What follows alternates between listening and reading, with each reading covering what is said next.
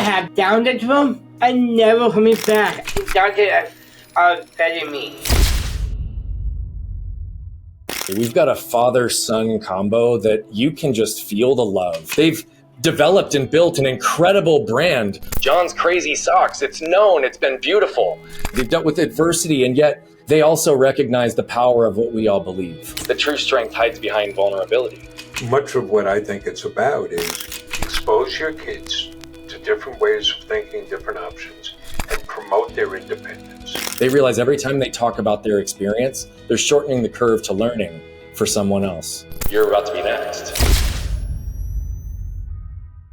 Welcome back, everybody. You know what we do here, but today's going to be a little bit different.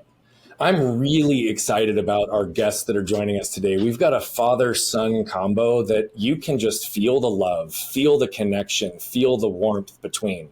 In our little pre-interview, just starting to get to know each other before we hit record, both of them brought life, love, connection, and truth in such a short period of time. But their story is profound. They've developed and built an incredible brand. John's Crazy Socks, it's known, it's been beautiful. Mark's won EY Entrepreneur of the Year in multiple cases. They've dealt with prison in the family. They've dealt with drugs in the family. They've dealt with adversity, and yet they also recognize the power of what we all believe. The true strength hides behind vulnerability. They're out on a mission similar to my purpose in life, which is to allow my truth to give others permission to live theirs. They realize every time they talk about their experience, they're shortening the curve to learning for someone else. You're about to be next. Welcome, John and Mark. I'm so happy you are here today. Thanks, Brian. We are very fortunate to be here today. I'm so lucky I could find like my dad. We're excited to be here, Brian. We're looking forward to a great conversation. I guess it could be wonderful. It's going to be wonderful. It already has been. So the only question that I ask every guest that is immediately after I do the intro is, that's how I see you in the limited time we've had, the limited information I have in your bios and who you are. Who are you in your words? Who are you? I'm John. This is my partner, my dad, Mark. We are John Crazy Socks. Our limit is press happiness. Well, I can introduce my son here, my buddy. Yes, Dad. Let's see. You're an entrepreneur? Yes, I am. You are now a sock tycoon. Yes, I am. You are a public speaker? Yes, I am. I'm speaking. Yeah, I hear you speaking. You donate a good amount of money. That makes you a philanthropist. I gotta flap my wings. You're an athlete. You've been in the Special Olympics for 22 yes, I am. years. Yes. You're a dancer? Yes, I am. I'm dancing all the time.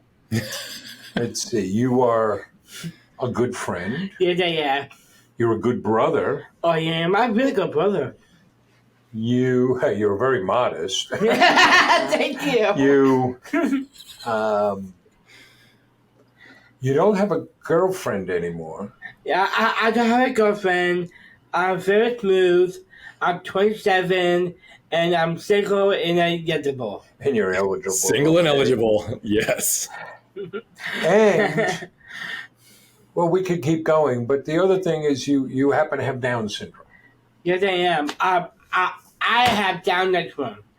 Down syndrome, and never coming back. It doesn't affect me. And this is important, Brian, right? Because John is all these things and more. Right. And Down syndrome is just part of it. Me. That's the truth. How would I describe me? Who am I? I'll describe you. Go ahead. He's a great partner. He had a great 3 wonderful sons, and a great pitiful wife. I do. And you have a great daughter-in-law. Okay. And he always gives me swings.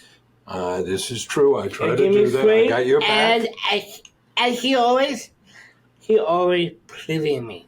Yes. He knows how he becomes. It's odd talking about oneself. I'm I am also an entrepreneur. Yes, you are. I'm a teacher. I've been teaching a long time. I've done that formally as a job, but realized this is part of it. I communicate by telling stories. I kind of grew up on that. And, I published short stories and written a novel, but it's more than that.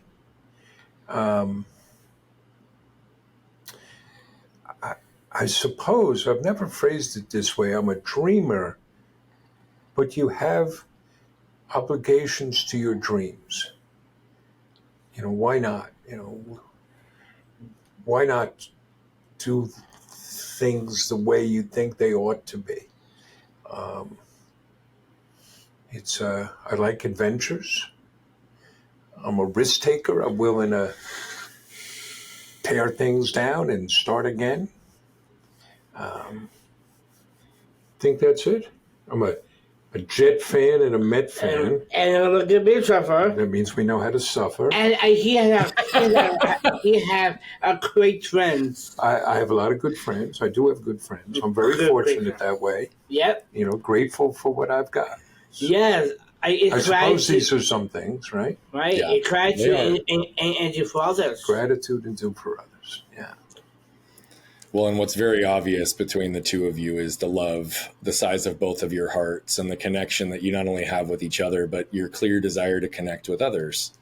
And it's beautiful to watch and to witness. I'm really wanting to focus for a minute, if we can, Mark, pre-kids, pre-life, for you, right?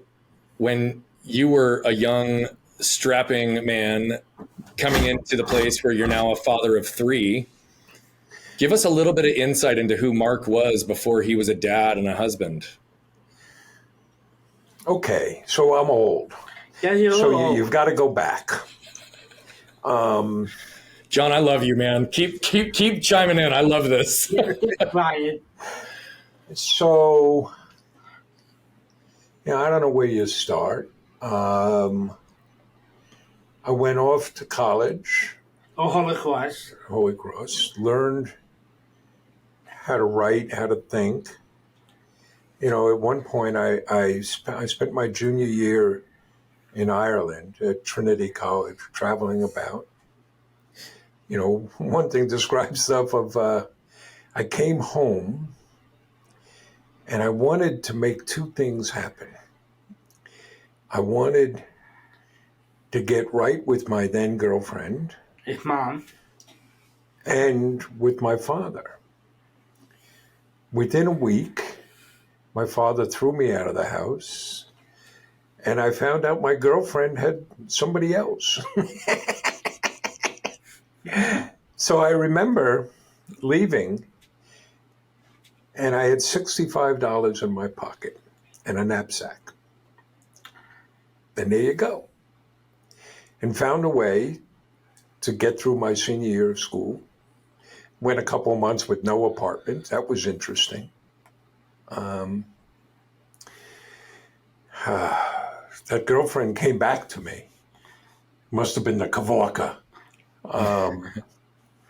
And there were little things. It was always on an adventure. Always we could go and do things. Even if I go back there, and you don't want to make too much of student days. I had discovered a couple things. One was they didn't charge me any extra money for taking extra classes. So that's what I did. I was at a smorgasbord, taking extra classes. I got to get in a program where I got to spend a year writing a thesis, which was wonderful. I had an arrangement with the school newspaper. I was in lots of ways an asshole. With the school newspaper, they gave me a column. And our deal was I wouldn't talk to them, they wouldn't talk to me, and they wouldn't edit the column. I would just leave it for them. And it worked well. Yeah. So I got to do what I wanted to do, and they got to do what they wanted to do. And I did kind of the similar things with the school radio station. One of the things I discovered was that they had a 24-hour license, but they shut down at 11 o'clock at night. And I said, what the hell are you doing? I'll do something overnight. And I would get bands to come and play. We'd go have fun and make things. I created something called the Lunchbox Theater. Always had a bit of showmanship in me. We put on plays and poetry readings and concerts during the lunch hour. In a crazy way, the school tried to shut us down. That was interesting. Yeah. So I ran around doing that and convincing people. I remember convincing my buddy to perform Kraft's Last Tape, one of Beckett's plays, which was great fun. Or we did a Sam Shepard play, The Unseen Hand. Everything from A to Z in the USA was set in Azusa. And that became the name of this group we had that went up to Seabrook on a protest. And yeah. Sounds like you had quite the journey in that early period. Yeah, there was lots of that. You said that your thesis was a wonderful experience. What did you write your thesis on? Galway Kinnell's The Book of Nightmares, a book-length poem, which to this day remains one of the most profound things. Or, I got this problem, right? I learn stuff and then I internalize it and take it seriously. Yeah. But there was something else. One of those things was, and this was not untypical, I guess. Not being able to go home. Part of it was, I was raised a devout Catholic, and I studied with Franciscans and Jesuits, but I took this stuff seriously too, and trained a lot in Catholicism from James Joyce. And when my father said, to live in this house, you have to be a Catholic. And I said, well, but I can't. I don't believe it. I can't and lie about it. Right. He said, well, you're out of here, pal.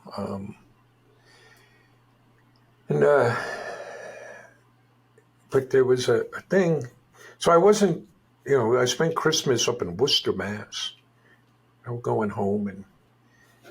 And the end of January, I was sitting in the Boston Garden watching a basketball game. Holy Cross in those days was a top 25 team.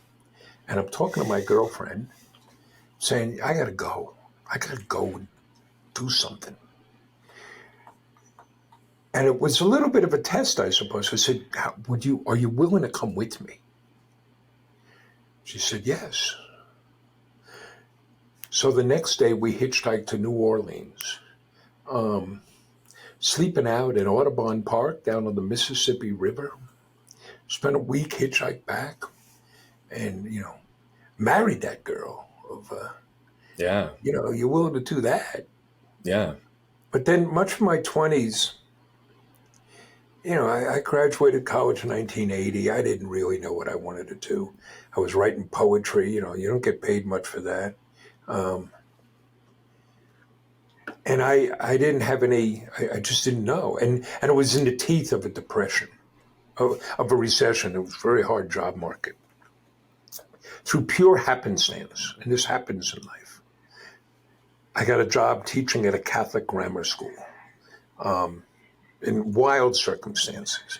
And that was wonderful. And then I taught at a Catholic high school. And then I left. I was going to go to grad school.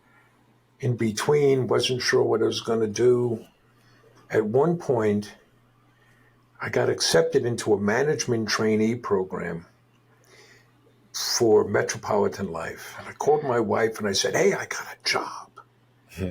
I told her, and there was just this silence. She said, what the hell are you doing? And I said, you're right.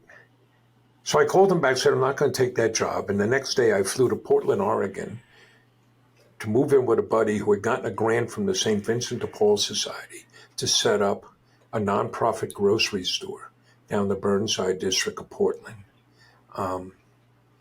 So we can go and serve others. And I went and did that. Spent time in, grad school for literature until I was sitting in a class on Thoreau on the day we invaded Grenada. Do you remember we did that? We Cuba was going to do something to medical school students or something, some crazy thing. I was like, well, I should be doing something about this. I didn't know what, but I said, I'm not going to teach the rest of my life. I don't want to do anything the rest of my life, any one thing. So the next day I showed up at the door of my congressman and said, I want to work for you. And he said, go away. The campaign is next year. I said, no. I'm not looking to campaign. I just want to get experience. They said, well, we don't have anything. We'll give you school credit. I said, no, I don't want school credit. I just want to volunteer. So I did that, and ultimately they hired me.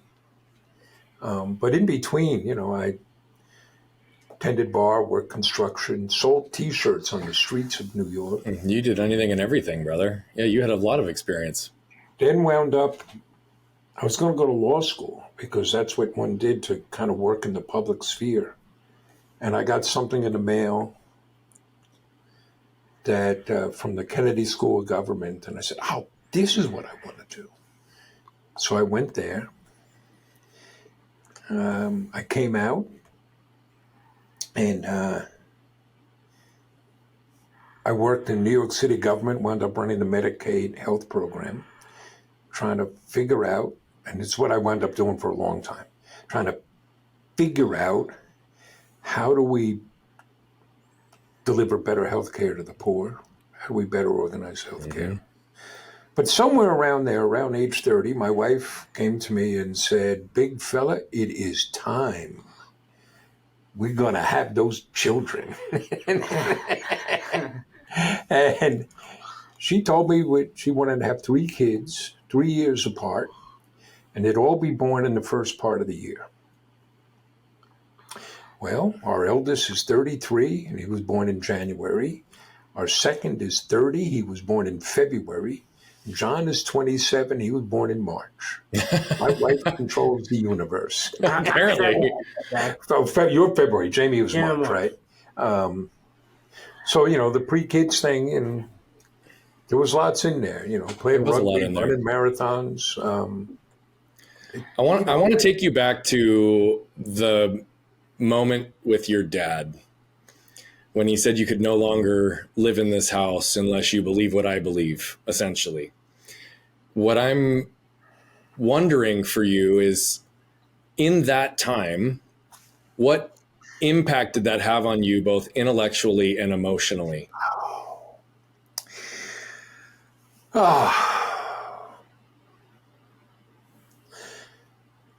So I came home. I'm not a very smart man. I spent a year in Ireland, and I never trimmed my beard once.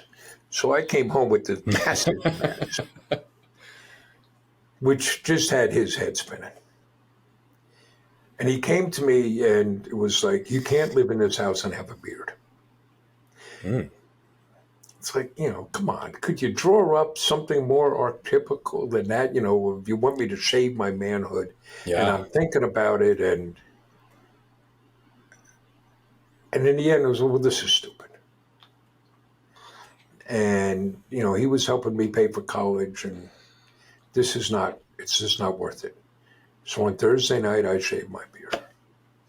On Saturday, one of my younger brothers was graduating from high school, family coming over. And my father confronted me and said, he was very upset. He would get angry often. I would make him angry. And he said, I don't understand how somebody who knows this and has been exposed to this could believe what you do. And you have to say you're a Catholic. You have to be a Catholic to live in this house. And I respected it too much. It was too important. And I said, I can't do that. And he blew up and he said, then you have to leave. What happened next was really sad to me. Because I think he realized what he did. And then was trying to bargain a way out of it. Mm. And he was offering, well, just say this or just say that. And I was really disappointed. It's like, no, I understand where you're coming from. Yeah. And then the other part was anger, was taunting me. You can't survive. You'll never live. I mean, he did something, which it was only years later I realized how crazy this was. He took me off the health insurance plan. Now, this didn't save him any money or anything. It was just spiteful. It was just principle for him. I'm going to hurt you. Mm-hmm. And he didn't believe I could survive. And it's like, well, of course I will.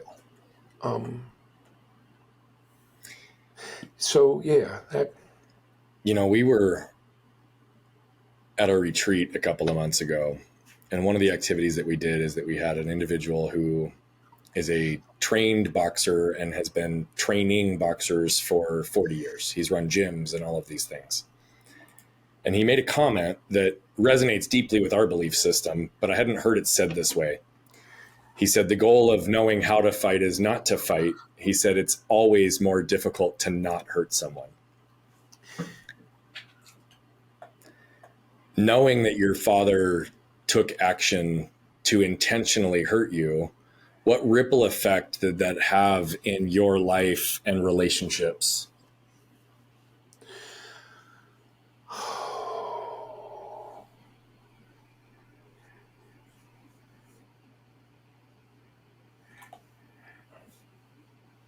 Well, one of the things, my father lost his father when my dad was 13. Okay. And he was always the man of the house, and he always had to play this role. Mm-hmm. My friends nicknamed him Clean Gene. He was so strict. But he deprived himself joy. Yeah. He was always angry at me. I wasn't a bad kid. Did I do stupid things? Oh, of course I did stupid things. I was a teenager. Yeah, we all do. But he deprived himself joy. He would stop talking to me for months on end. So what are some of the things I've learned? No matter what, in relationships that matter, you never just stop. Mm-hmm. With my children, it's make sure they know they're loved, or at least the best I can on that. Yeah. And keep that ongoing dialogue going. Yeah. Know what matters. Yeah. Thank you for going there. Fast forward back to you're now becoming a dad. You have this beautiful little boy, John, coming into the world, right? What I'm curious, just because of the timing and how old he is, did you guys know anything before he was born based on ultrasounds? We did not. Okay. And that's kind of interesting to me. Yeah. I look at that, not with regret, but like in a curious way. Mm-hmm. So my bride was 37 when she was pregnant with John. In those days, the only test was an amniocentesis, which was dangerous, painful, expensive, with lots of false positives. So she saw an OB who recommended that she get this test. And she said no. She's a very intelligent person. Boy, she's brilliant. She knew. She said no, and here's all the reasons. But in the end, it doesn't matter. Because if we had a child with Down syndrome, we're not doing anything different. He evidently said, well, I want to talk to your husband about this. She told me that. And I'm wondering, which part of the wall did she put him through? So we did not know. And I say I find that curious because I always want to know. Mm-hmm. He was born in the middle of the night in an emergency C-section. Okay. And actually, I just recently published an article in Huffington Post about this. We found out when the covering OB, different place, we had moved to Westchester, came in and said, "I'm so sorry. I have bad news for you. It appears that your son may have a slight case of Down syndrome."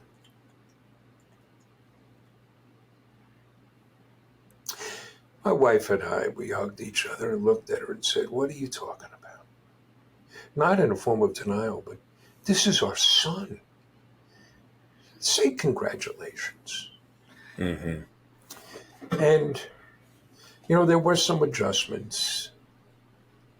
Even that first day, we're trying to figure things out. Of course. And a family member who, in fact, worked with people with disabilities came in and spoke. And I know she tried to be, she was being encouraging. She says, "Oh, a lot more happens now. Some days they can get a job like pushing a broom in a store." I remember I stepped outside and cried. Mm-hmm. You've got 2 kids. When my boys were born, even if I'm a Met fan, it was possible they could grow up to play center field for the New York Yankees. DiMaggio, Mantle, Cronin. Now, if you asked me, I would have told you, yes, rationally, the odds of that are infinitesimally small. But everything was possible. Yeah. And yet we had people saying right from the get-go, no, it wasn't. Mm-hmm. And right away, we were thrown into a storm that John, like a lot of people with Down syndrome, was born with some very significant health defects. Okay. So let me do a little sidestep here. You get Down syndrome by having a little bit extra. Okay. All of us humans have 23 pairs of chromosomes. People with Down syndrome, John, has an extra 21st chromosome. Mm-hmm. Everybody with Down syndrome shares certain traits. They're not all amazingly good looking like you, but intellectual development challenges, low muscle tone. Mm-hmm. Some are inconsequential. Brian, if you look at the palm of your hand, you have 3 creases running across it. People with Down syndrome only have 2. Yep. But there's also some medical issues they can face. Mm-hmm. So on John's 3rd day of his life, he needed intestinal bypass surgery. Mm. In those days, I was back with Mother Church, where we brought a priest into the hospital to baptize him, because we didn't know if he could survive. Okay. John here was born with 2 holes in his heart. Mm. His heart couldn't keep up. It couldn't grow. It seems remarkable now. Yeah. We were measuring him in grams. Yeah. By his 3rd month, he was in full congestive heart failure. And I held my boy in my arms. He was unable to breathe, and he was literally turning blue. Needed open heart surgery. I remember I spent the night there, and they told us, "Go home. It's going to be an 8-hour operation." It was at Columbia Presbyterian uptown Washington Heights in New York City. We went out for a walk, and my wife is walking along, and she said, "Well, it's all going to be good, right? They told us a 90%, outcome." And I looked at her and I said, "Yes, we'll be good, but 10% means he doesn't get off the table."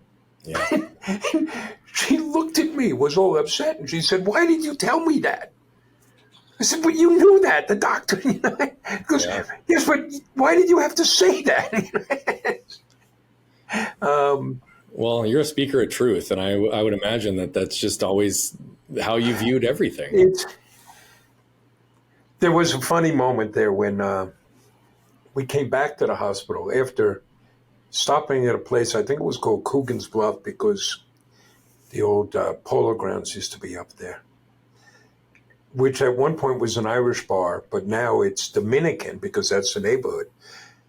And they had karaoke of Irish songs, people singing them in Spanish. And we leave that, go back to the hospital. I went looking for a soda. My wife goes upstairs. And while I'm waiting for the elevator, a side door opens and out steps the surgeon, freshly showered in a suit. And he's walking out and he stops and he stares at me. We had only met briefly once, as if he's trying to place, who is this guy? Yeah. And then he remembers, says, Cronin, operation a success.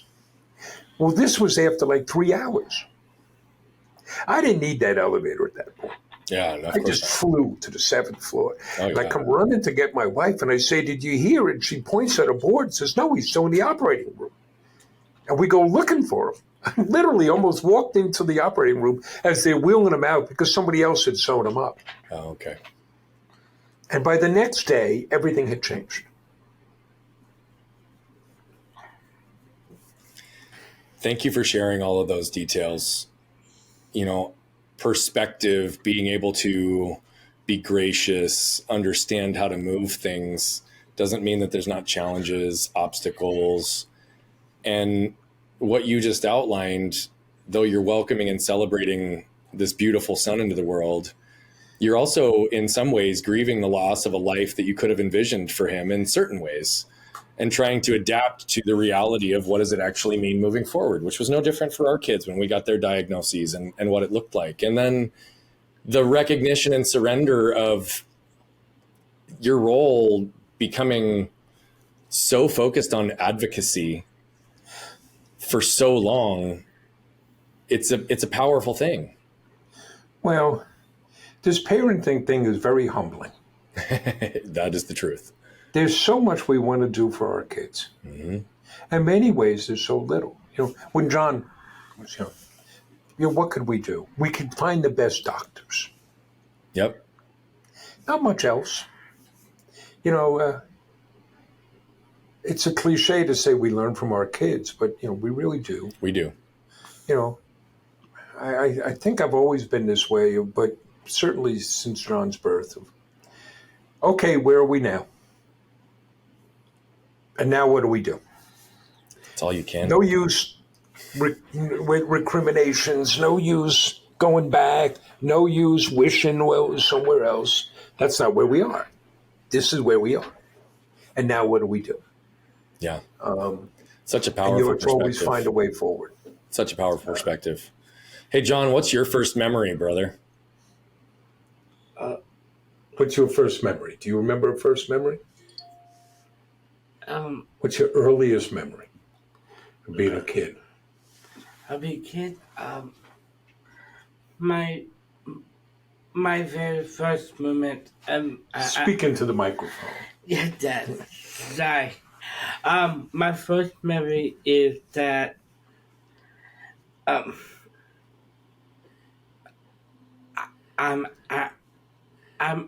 remember seeing my family.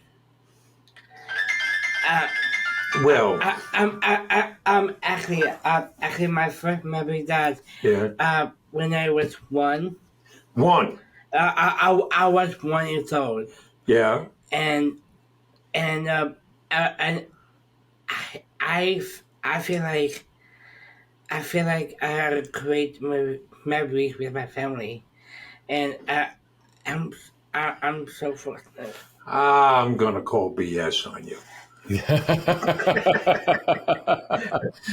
Well, one of the things that John does, first, John has a remarkable memory of remembering moments.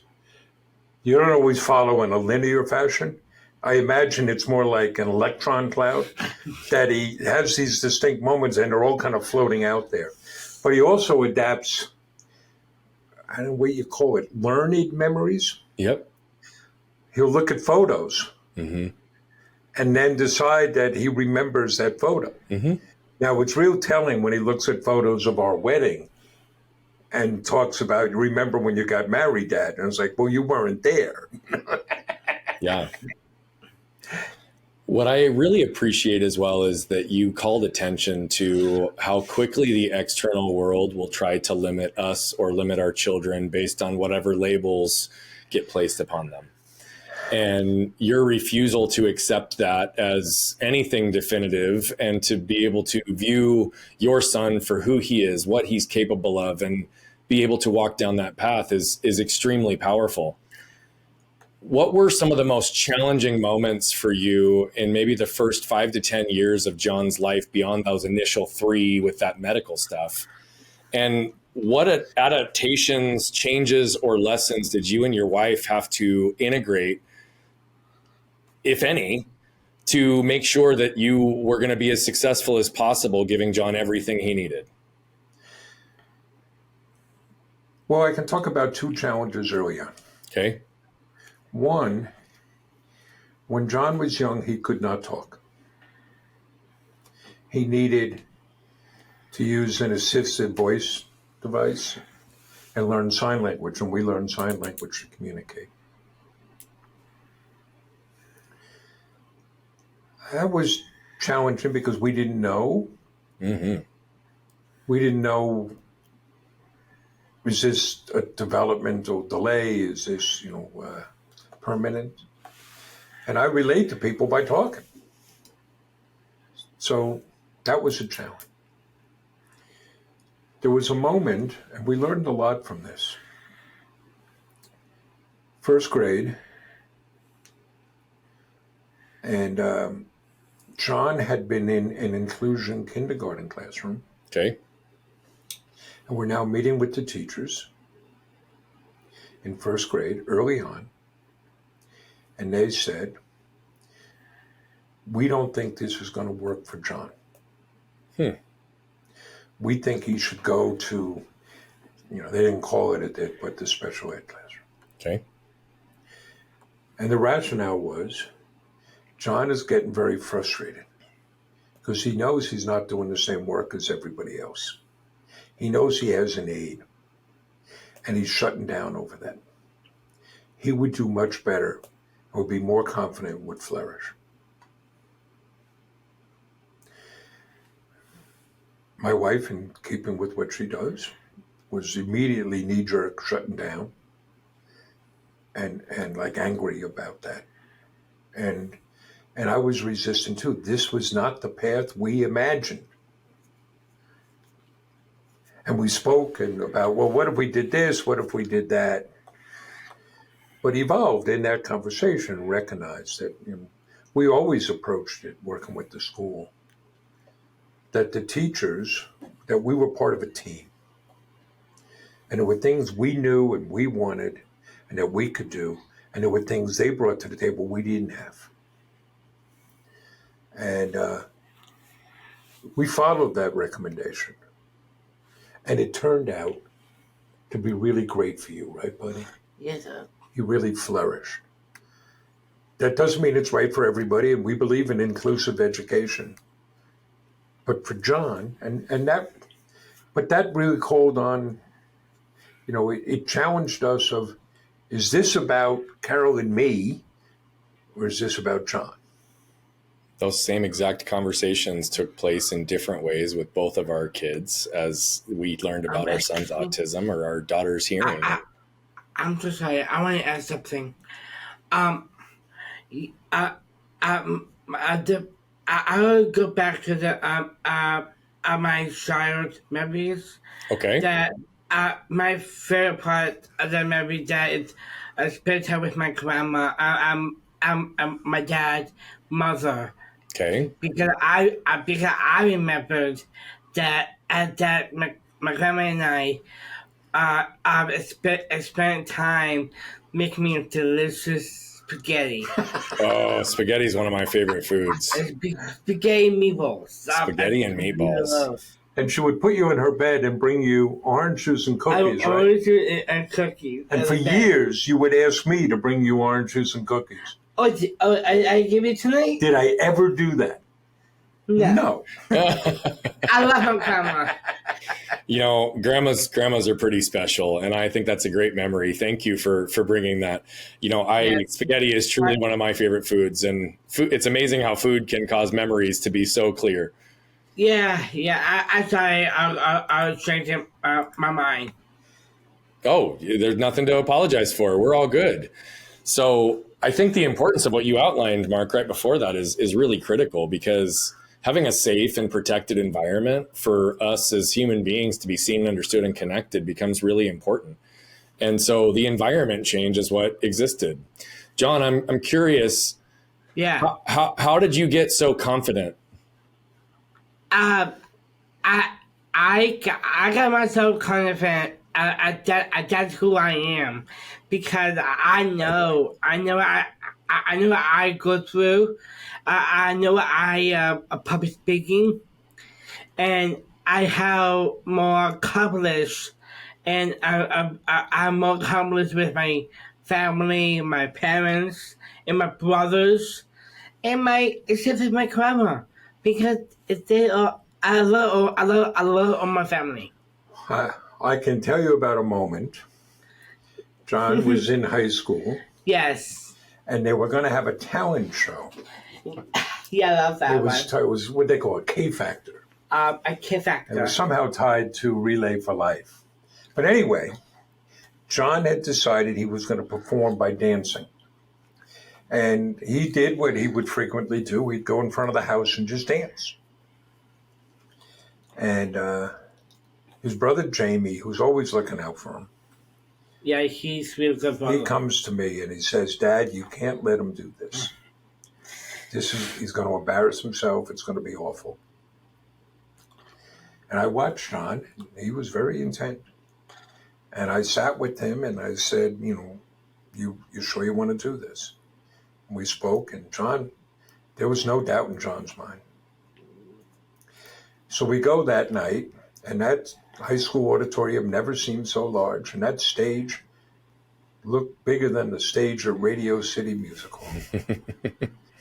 And it came time for John, and he put on his music, and he went out and stood in the middle of that stage and danced as if he was embodying the spirit of Rudolph Nureyev and Martha Graham and Twyla Tharp all at the same time. I love it. And it was marvelous. It really is just who you are, John. At that night is I danced a song called "With It," featured by Fifth Harmony. Yeah. And I like that song a lot. And at that day, I watching a tuition video, a little short video. I know Fifth Harmony move. So you were watching the videos for the moves. That's a good memory. Yeah. There are some times that's kind of humorous. One time, John was asked to introduce the New York Knicks before a basketball I like game. that. Now, this is very cool. That is very cool. And we go out ahead of time before any of the fans are allowed in the building, and we're courtside, and the announcers start coming out. I was grateful because I got to meet a childhood hero of mine, Walt Frazier. But one of the announcers, very nice guy, pulls John aside and is trying to give him advice on how not to be nervous, not to be anxious. And I didn't have the heart to tell him. And sure enough, comes time, they turn on 22,000 people, they turn all the lights off.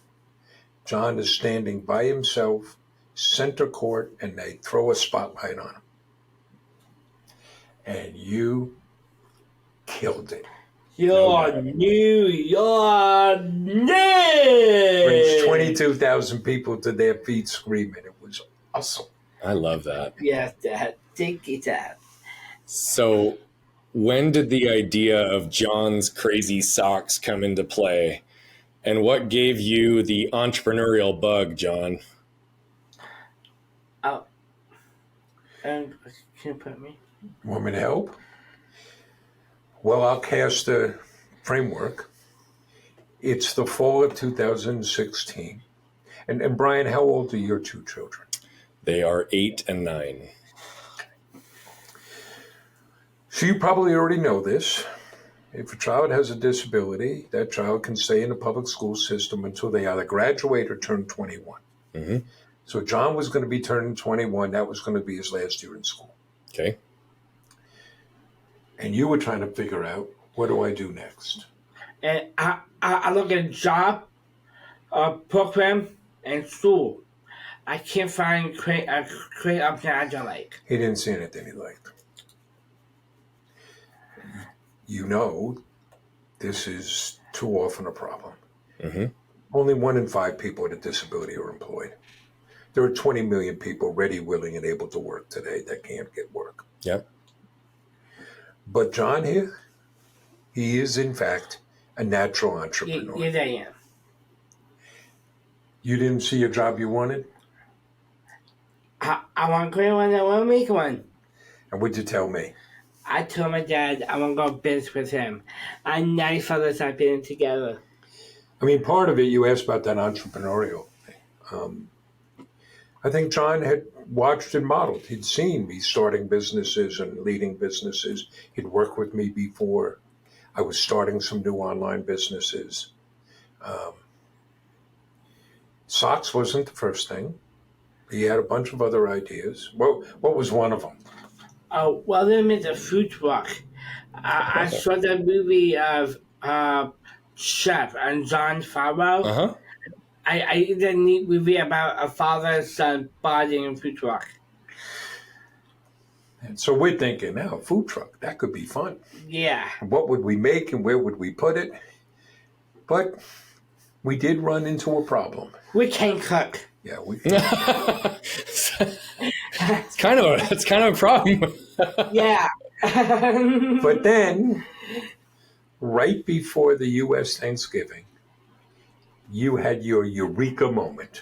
I did. I want to sell crazy socks. Why socks? It's fun. It's colorful. It's creative. It always let me be me. I want crazy socks my whole life. We used to drive around looking for these socks. So we figured this. If he loved them that much, surely other people would too. And what we did, we went the lean startup route. We said, let's just get something up and running and see how people respond. So he already had the name. Yeah, but And you said sell online. I have ideas. So we built a website. You got entrepreneurs out there. We built it in the Shopify system. Got a little bit of inventory. We were bootstrapping. Once we got asked by a student, well, what exactly does bootstrapping mean? It means you have no money. You got to make do with what you have. So the only marketing we did was set up a Facebook page. I would take out my cell phone, and we made videos. And who was in those videos? I am. I talk about socks. Socks, more socks. Oh, yeah. And we opened in mid-December, not knowing what to expect. And we got 42 orders the first day. Oh, cool. But we knew what we were about. And some of that is, wow those customers, give those customer experiences. So most of those orders were local. How did we deliver them? I'm home delivery. Got red boxes, put the socks in the box, said, this needs something else. What else should we put in? I put a video of penalized and a candy. Got bags of Hershey's Kisses and poured them in. Loaded up the car, drove around, and you knocked on doors delivering socks. I did. How'd the customers respond? Customers loved it, and I took a picture with me and the socks and share on social media. Would I get that spread? By the end of that month, really 2 weeks, we had shipped 452 orders. Wow. And we knew we had something. We didn't know how big it would grow. We didn't know how fast, but we knew we could grow this business. And we've gone on and done that. And it sounds like that is what led to you becoming the largest socks store and the recognition of EY's Entrepreneurs of the Year, right? Yeah, that's. But I want to back up. Yeah. You asked about John and how did this get started, and we tell this story a lot. People love to hear this story. People don't usually ask, but I'm going to raise it here, and given the tone and what we've spoken Please do. about. They don't say, Mark, where were you? How did this happen? So we back up and put this in some context. If you look at our family from the outside, you might say the presenting condition is Down syndrome. The reality is, both my wife and my middle son suffer from or have suffered from some pretty severe and chronic depression and anxiety. Let me tell you, Down syndrome, that's easy. It's a walk in the park compared to those. Yes. Yes, I agree.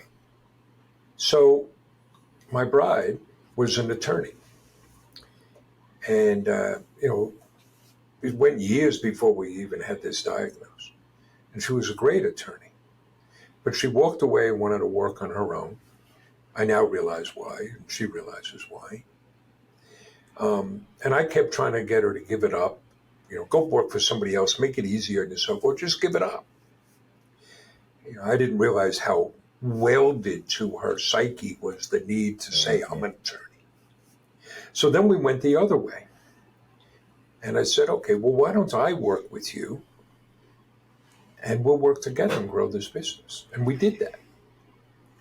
She had 5 cases. We grew it to well over 100 cases, and we're doing some innovative things. I'm not an attorney, but we figured stuff out.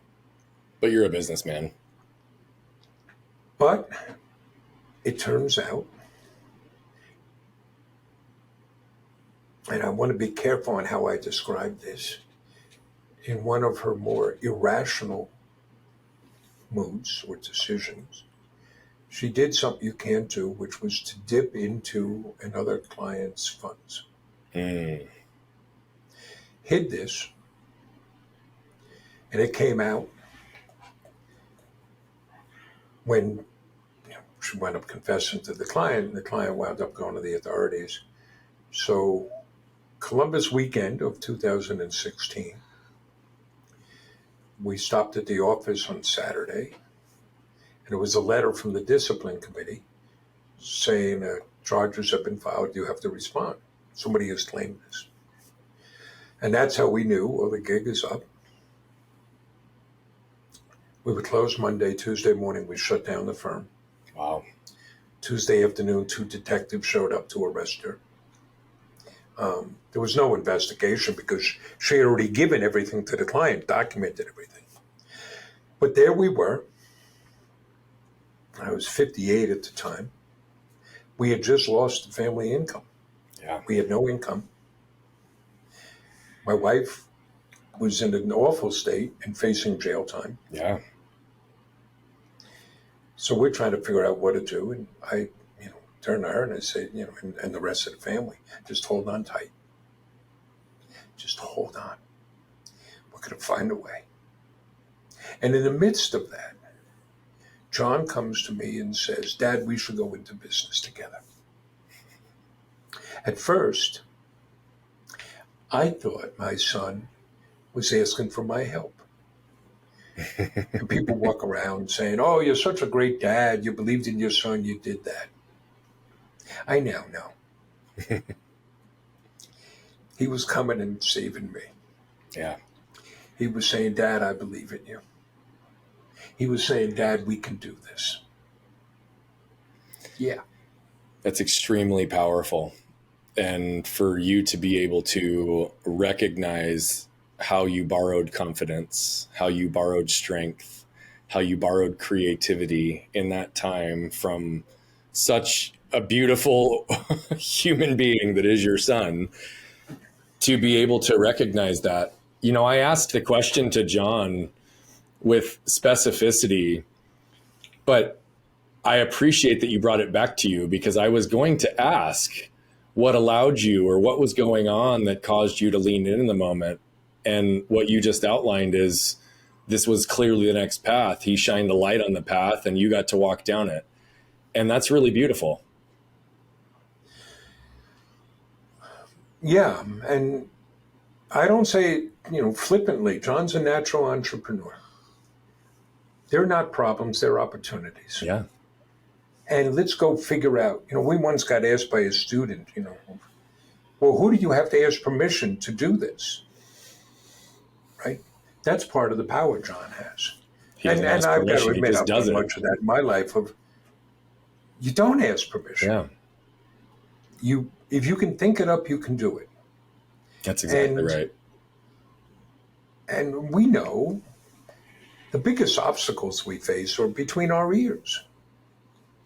Or in the middle of our chest. Either one. Right. It's not, there's that whole large group of people that are going to tell you why something can't be done. Of here's all the reasons it's too hard. Here's all the negative. I had a conversation shortly before this of looking at an opportunity on something, and the person I'm talking to me said, well, we got something planned that weekend. We got this. And I'm like, oh, come on now. And then there's this smaller group who would just roll up the sleeves and, okay, what do we do now? Figure it out. Right. It's what was it, Apollo 11 of, they throw the parts in the room and say, guys, we got to get that ship from there to here. How are we going to do this? And failure is not an option.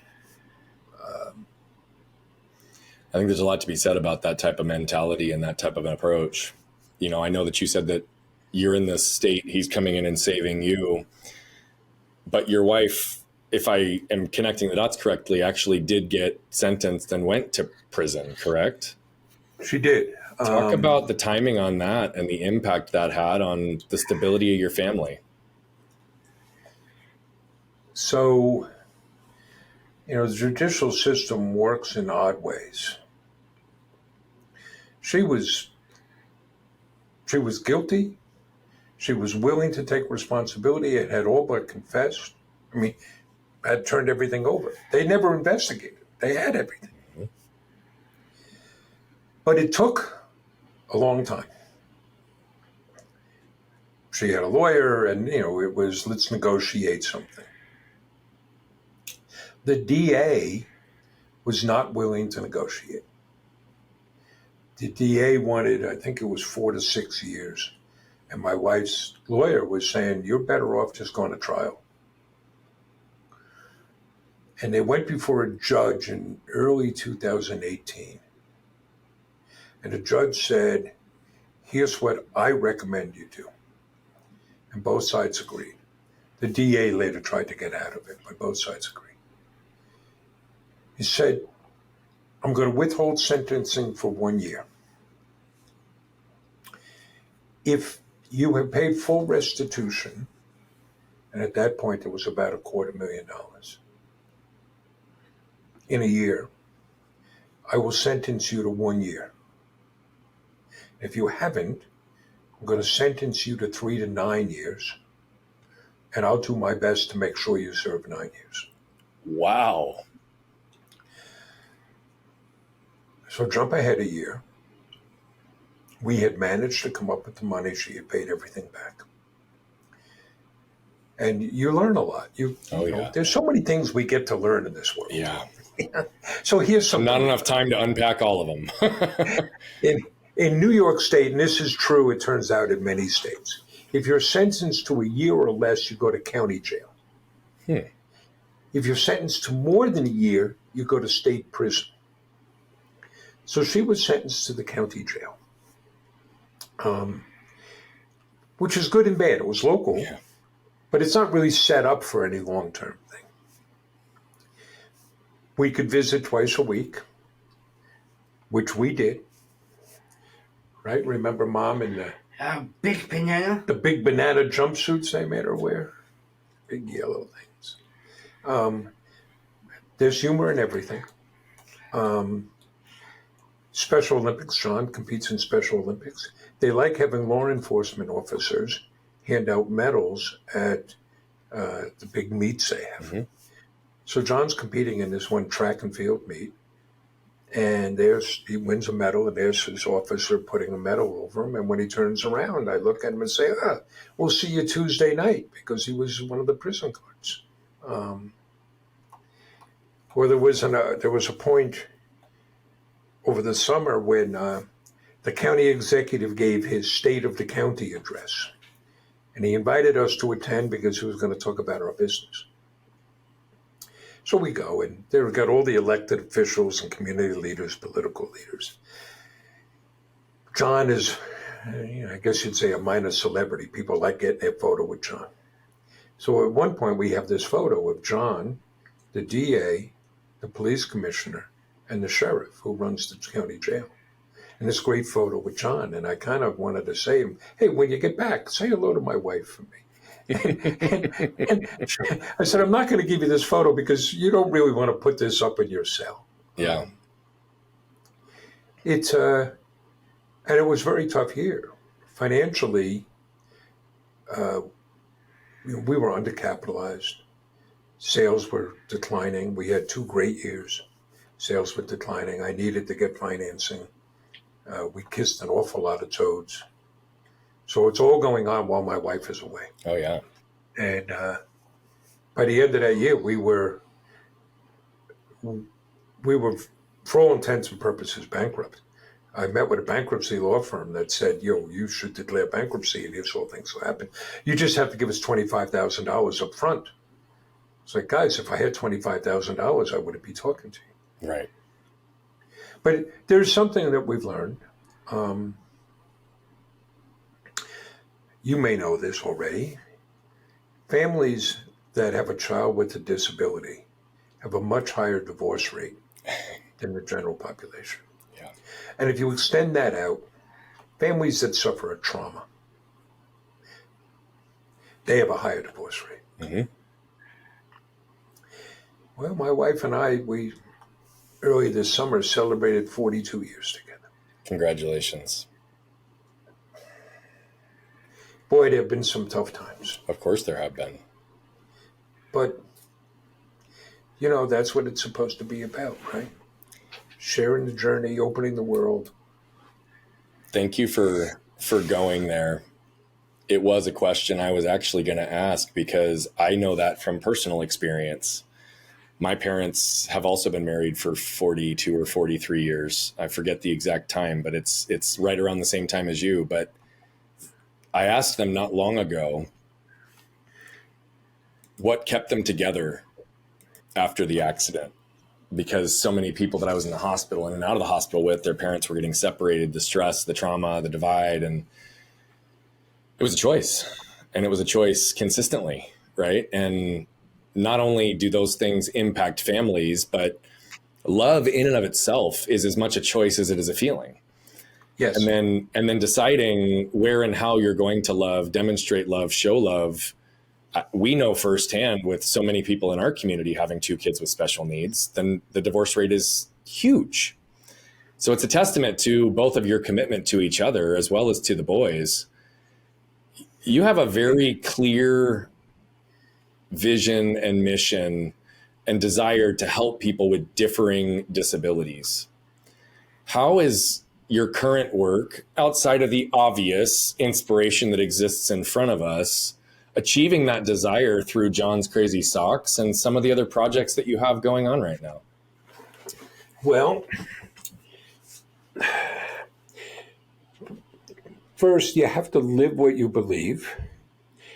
So, we could talk about, what's our overall mission, pal? Spread in happiness. And we have 5 pillars that we built the business on. But the most important of those is inspiration and hope. And show what's possible. Yeah. So we start with John, right? Mm-hmm. John's got Down syndrome. We don't hide him. We don't put him in the back. You're the face of the business. Yeah. And what a beautiful face it is. Oh, he has to struggle. In fact, he's saying he needs a haircut because he's got to keep looking like the logo. We can't change his look. But it's hiring, so more than half of our colleagues have a differing ability. And then let's go show the world. Yeah. And I realize now we speak to kind of two audiences. One, or family, like people like you and families like yours. It's to self-advocates and their families and their teachers and their supporters to offer encouragement and hope and inspiration, to say you're not alone, to say there's a better world that awaits, and to show that. The other is to speak to school administrators, business people, policymakers, to show hiring people with differing abilities is not altruism, it's good business, and to advocate for them. And the business has given us a platform through which people will listen to us. And that creates an obligation then to speak up. And that becomes manifest in a lot of ways. Mm-hmm. So what are some of the things we do? We host tours. We've had more than 2,000 students come through here. Let them see. With the pandemic, we learned, we can do that virtually. So we've had students from around the world come. We host work groups that, 5, 6, 7, 8 students come once a week to get a taste of work, to see what that's like. We do a lot of speaking engagements. We travel the country doing that now. Sharing that message of look at the possibilities, look at hope. Yeah. We will also, depending on the audience, talk about the power of a purpose-driven business. Talk about the benefits of hiring people with different abilities and the unified workplace. We've done 2 TEDx talks. I love it. And we do advocacy work. We have 2 congressmen coming to visit this month. We were down in D.C. 2 weeks ago, meeting with legislators. We were talking today, Long Island has 4 congressmen. John's friends with 2 of them. And I think the third one will come along. George Santos, we're going to leave that alone. But here's kind of, you asked, what do you do? Here's an example. It's kind of an exaggerated one, but a fun one. So a couple of years ago, we're down on Capitol Hill, and we got a phone call in the office from a customer in Houston who says to our colleague, my mother works on Capitol Hill, and she's a big fan of John's and would like to meet John. Do you think that's possible? And our colleague says, sure, gives her my cell phone number and says, just have your mother text Mark. Well, who was mom? Nancy Pelosi. Nancy Pelosi. So now we get an audience with Nancy Pelosi. And, we're in a bad way in this country. If we disagree, we vilify people. We tear them down. We lose this sense. It's all divisive right now instead of inclusive. So I don't care where you are in the political spectrum. I agree. Nancy Pelosi, among other things, is an 80-year-old Italian grandmother. Yeah. She greets John so warmly and takes out pictures of socks that she had given former President Bush the elder, George H.W. Bush, because John had somewhat famously become sock buddies with the former president. And this is warm and wonderful. There's hugs, we're taking pictures. Everybody's happy and nice, right? Right. But you see, we now have this opportunity. That's right.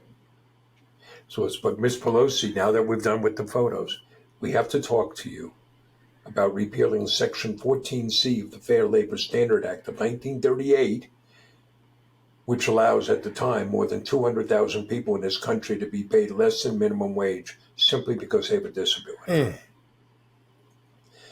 And if we get this opportunity, we are going to use that. Of course. And so that's some of what the business lets us do, is we get into audiences, you're talking to us. How wonderful is this? And now there are people listening saying, well, that's outrageous. And yes, there's a bill before Congress to eliminate what are known as 14C waivers, where organizations, many of them well-meaning, well-known charities, do this, and they're paying people 25 cents an hour. Yeah. So I have a really important question for you in this moment. Everything you just said is critical. You're normalizing information that most people probably didn't even know existed. I didn't know about that law. I didn't realize that was legal to pay someone less than minimum wage for that. You're normalizing access to information. You're creating advocacy. And you had some really great stories. The Nancy Pelosi is an amazing one. It's a great example of the advocacy you're doing.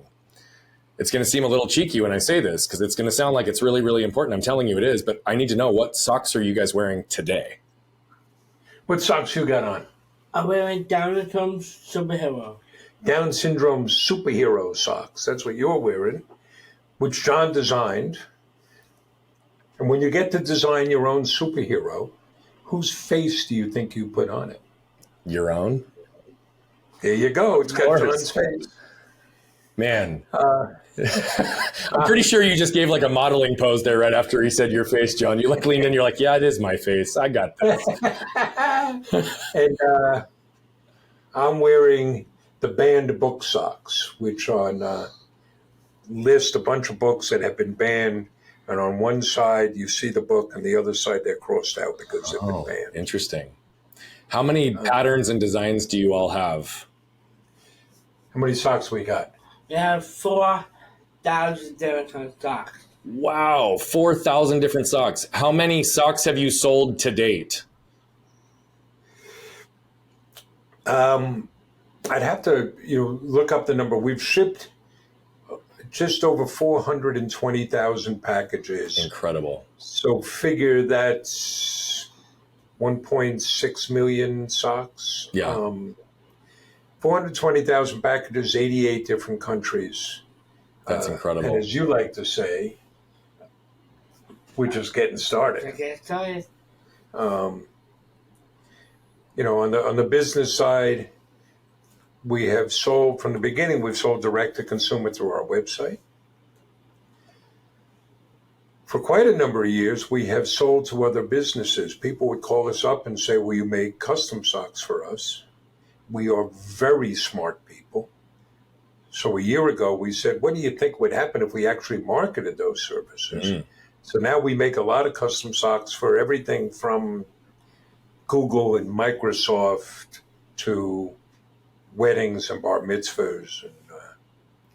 And we're just now selling into the wholesale channel.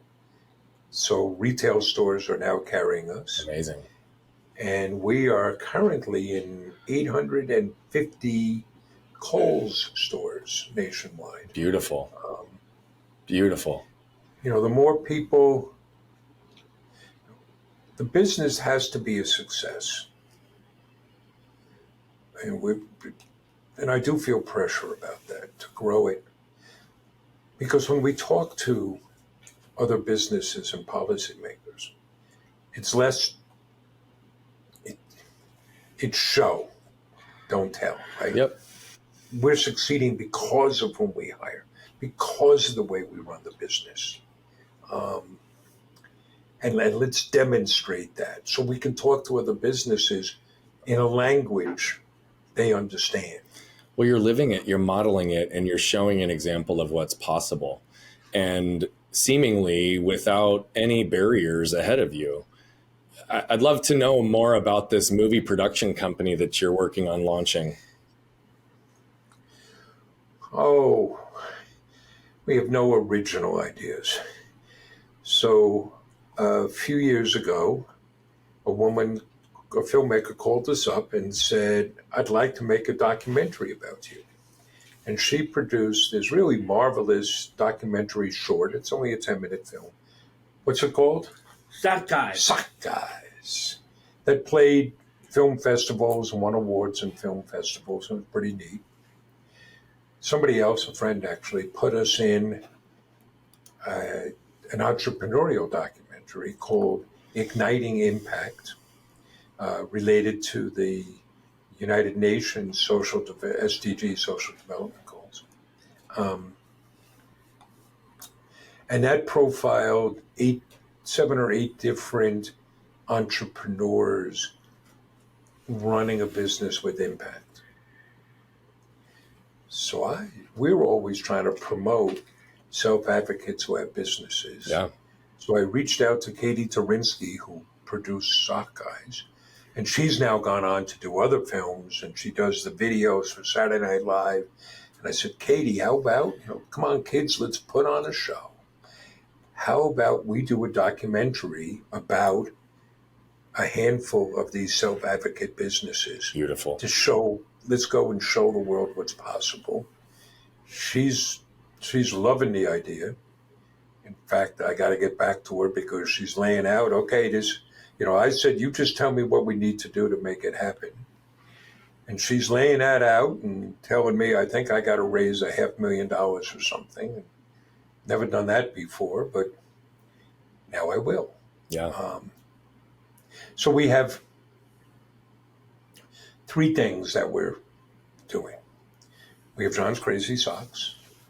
We are spinning off a separate entity built around our speaking and the consulting, the help we offer people with publications and doing podcast interviews. We have the film production company that we're getting off the ground, and creating a family foundation, which of something that will create some legacy to promote people with different abilities. I don't want it just to be me. I want the family involved. It will sound like I'm name dropping. We were inspired by the Kennedy family. We were, now 3 years ago, invited up to Hyannisport to present to the Kennedy Foundation, the Joseph P. Kennedy Foundation. We've gotten to know them. We've been up twice now. They haven't scheduled the date for this year. It's great fun because you go on Friday morning and present and network and business, and then Friday afternoon is free. There's a dinner Friday night. Friday afternoon is free, and the question is, who wants to go sailing? So we're out there sailing. We were out one year with Tim Shriver. Last year we were with Max Kennedy and Patrick Kennedy, and we're out sailing. And I'm thinking, boy, if my Irish Catholic parents could just see me now. Yeah.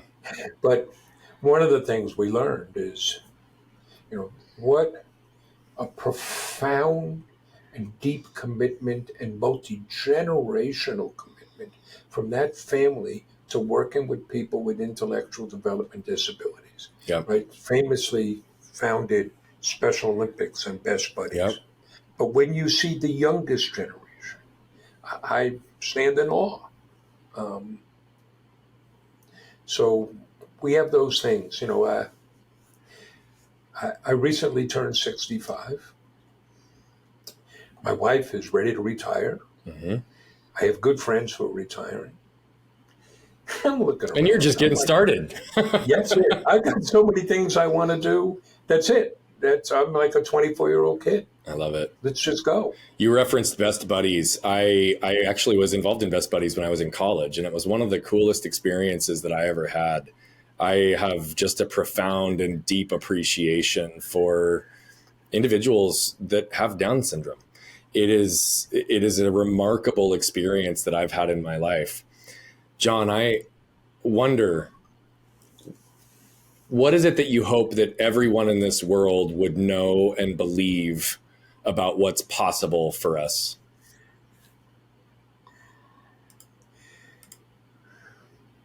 What do you want people to know? I don't want to know. You don't like open-ended questions, do you? Sorry. Well, what do you always say about Down syndrome? I have Down syndrome. Down syndrome never held me back. When you were last at the UN, what did you talk about? Because I know this is important to you. Yes. I don't think I remember. with us, not for us. And what do you mean by that? It's just my decision and just my life. You can help us, but let us decide. That's powerful. Right? Yeah, you must, think about your children. The things that, it could be tying a shoe. Yeah. Just let me tie your shoe. It'll be so much easier. Yeah, but we got to let you. And it comes in all sorts of ways. Well, that's a deeply meaningful example for me because I had to learn how to tie my shoes with one hand when I was a little kid.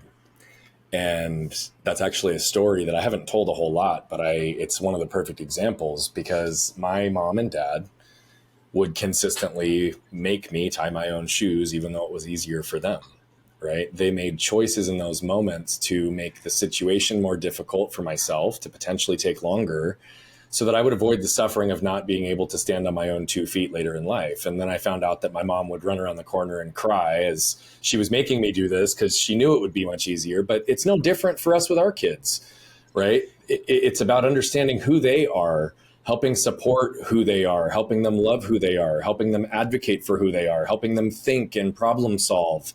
It is way more difficult as a parent to slow down, to be intentional, to allow those lessons to land early in life than it is to just do it for them or to decide for them. And so I love that it even went down that path because it doesn't matter if it's Down syndrome, special needs or not. Help us, but don't decide for us should be something on billboards throughout our world. Because helping people is not about shaming them into doing it one singular way. It's about helping them evaluate and explore the best way for them. I thought this parenting stuff is very humbling. But much of what I think it's about is expose your kids to different ways of thinking, different options, and promote their independence. Yeah. It may take longer. It may be more challenging. And, it's very hard for a parent to let your kid fail. Mm-hmm. But that's how we learn. And again, there's some humorous things. Like one time, before we did this, and we had that law firm, John would come over in the afternoon after school, and he would work for us. He had tasks. You handled the mail, and you did the shredding, would run errands. So one afternoon, he's walking around our village, running some errands, and somebody sees this, and they called the school district. They called and wound up speaking to the head of special education, saying somehow somebody has to talk to those Cronins, because I saw their son just walking around town by himself, and somebody better talk to them. Now, luckily, Linda was on the same page as us. And said back to the parent, what are you talking about? This is exactly what we want. Yeah. Independence. and you have to keep doing it. It can be hard. I mean, here's one. Last fall, John is on the board of the National Down Syndrome Society. Yeah. You want to talk about what you did last fall? Yes, Dad. I flew down to Washington, D.C. by myself. He flew to D.C. by himself. Wow. He had a board meeting down there. I was already going to be in the area. And so I'm looking like, I got to fly back and fly down with them. And John's like, no, I'll fly. So that's what we did. And in fact, you took an Uber to the airport and then flew by yourself to D.C. I did. My wife, she intellectually knew he could do this and this is going to be good for him. But boy, that was hard. I was going to say, that's emotionally, that's a whole different thing. Right? Yeah. I'm more cavalier. I view it, we have 3 kids. If you lose one, well, You still have 2 more. Yeah. It's. So as we come to start wrapping up this interview, how can people find you? And if I'm looking at this correctly, it seems like you're giving a very generous discount for our audience as well. So we'll put it all in the show notes, but where can they go and what's the best way to engage with you, learn from you, and to be able to buy your socks to support your mission? You can find us at johnscrazysocks.com. johnscrazysocks.com. We're on all the social media platforms. Just do a search for johnscrazysocks.com. Yeah, we do. If you got listeners, if you have a business and you would like custom socks, they make great gifts. People love them. We'll give you a 10% discount on that. If you want to just buy our socks, and I'll give you the commercial pitch, you're going to get great socks, right? More choice than anybody else. We got over 30,000 five-star reviews. Customers love it. But more than that, you help us employ people with different abilities. More than half of our colleagues have a different ability. You help us give back. We've now donated over $630,000 to our charity partners. Most of all, spread happiness. You help us spread happiness. I love it. And we have a discount of Flip 2023. Beautiful. To 10% off. If you want to reach us for any occasion, you could contact us through the website, and they'll get a hold of, where you can find me on LinkedIn. I'm the only Mark X Cronin out there. I use the X. I don't want to besmirch the other Mark Cronins. If you'd like some engaging speakers, we rambled on about lots of topics. We're usually pretty tight, and we make a good vaudeville routine. Contact us. We'll be glad to do that. So. Well, thank you. And if we can help in any way. Thank you very much. As we come to an end here, is there a closing thought you'd like to leave everyone with? What's your advice? Well, my advice, follow your heart, follow your dream, and work hard. So you can do. There you go. Seems about the perfect way to wrap up for today. Thank you both, gentlemen. It was a pleasure being with both of you, and thank you for flipping your lids and jumping into some of the stories that brought you to where you are today. Thank you for having us, Brian. Thank you so much. Yeah. And for those of you that just watched this beautiful pair, father and son, business partners, friends, compadres, they unpacked a whole variety of their life. They're showing by example what's possible. They're providing opportunities not only for themselves, but for others. And I just love how John closed it. Follow your heart, follow your dreams, and work hard. All of us have the opportunity, as long as we don't view the barriers ahead of us.